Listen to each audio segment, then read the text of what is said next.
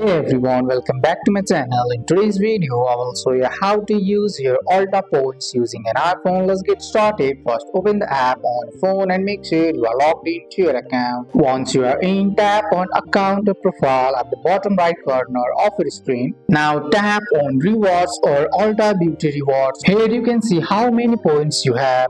Your points turns into money. Now let's use points online. Add items to your cart in the app. When you're ready, tap checkout. On the checkout screen, scroll down until you see use points. Choose how many points you want to use. You will see the dollar amount token of your total. Then apply, then finish checking out like normal. Now let's talk about using points in the store. At checkout, open the Ulta app on your iPhone, tap rewards and show your barcode to the cashier. Tell them how many points you have to use, then will apply the points and load your total. And that's it. That's how to use Ulta points on an iPhone. That's all for today's video, guys. I hope you guys like this video. If you found this video helpful, drop a like, subscribe for more videos. Thanks for watching. See you in the next one.